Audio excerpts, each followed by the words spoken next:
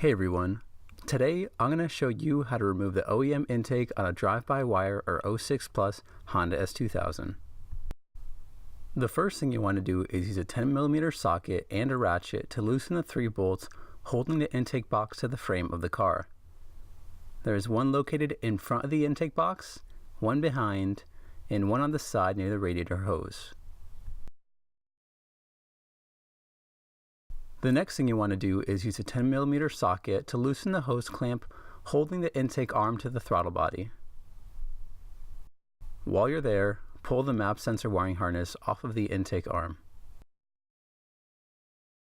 Next, you'll want to remove the breather pipe from the intake arm.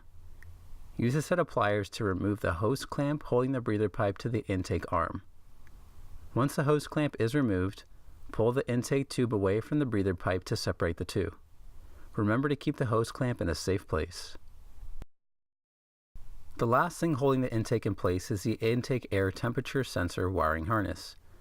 Unclip the intake air temperature sensor wiring harness from the sensor on the intake arm, and unhook the wiring harness from the hook on the intake tube.